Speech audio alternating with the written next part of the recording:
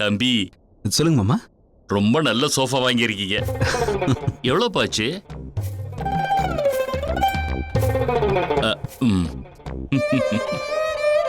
ரொம்ப நல்லா இருக்கு. பாத்து உட்காருமா, பாத்து.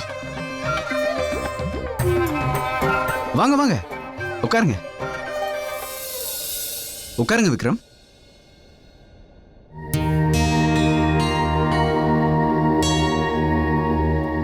மோகன், இது வீடா இல்ல மாளிகையா? இவ்வளவு பெருசா? அண்ணா, எனக்கே 20,000 சம்பளம் தராரு.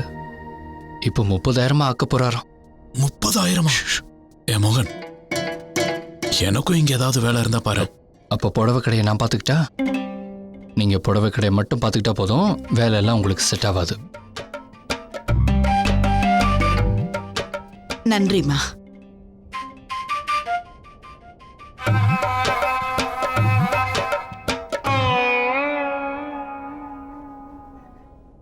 அத்தை, மாமா, நீங்க எல்லாரும் இங்க வந்து எங்களை நீங்க ஒரு குடும்பமா தான் பாக்குறீங்கன்னு உணர வச்சிட்டீங்க.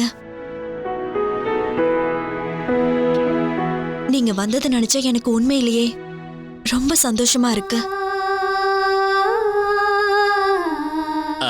நான் ஒரு விஷயம் சொல்லட்டுமா அசோக் தம்பி? சொல்லுங்க மாமா. நான் எப்ப எங்க சொந்தக்காரங்க வீட்டுக்கு போனாலும் சரி, அதை என் சொந்த வீடு மாதிரி நினைச்சுக்கிருவேன். என்னோட சுபாவம் அப்படி. மற்றவங்களை பத்தி தெரியாது, ஆனா எனக்கு தேவையான சாப்பாட்டு வகைகளை நானே செஞ்சுக்குவேன். எனக்கு எல்லாமே தெரியும். வீட்டுல எதை எங்க வச்சிருக்கீங்கன்னு தெரியும். என்னோட மூக்கு பயங்கர ஷார்ப்பு. உதாரணத்துக்கு அதோ அங்க 2 பாட்டில் இருக்கே,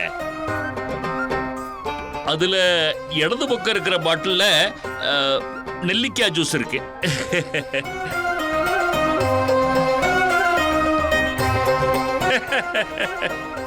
உங்களுக்கு இனிமே என்னால எந்த பிரச்சனையும் இருக்காது. ஆனா ஒண்ணு மட்டும் இருக்கும். என்ன சொல்றீங்க? நீங்க கண்டிப்பா ஒரு விஷயத்தை யோசிக்க போறீங்க. நேத்து வரைக்கும் ஃபுல்லா இருந்த பாட்டில் எப்படி காணாம போச்சுன்னு யோசிக்க போறீங்க. அப்பா போதும்பா. என்ன?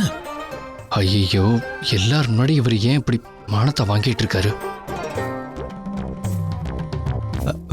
அத்தை, ஆ, சந்தியா, அங்க பாத்தீங்களா? உங்க பாதங்கள்லாம் எங்க வீட்டுல பட்ட உடனேயே என் அனிதாவுடைய முகத்துல ஸ்மைல் வந்துருச்சு.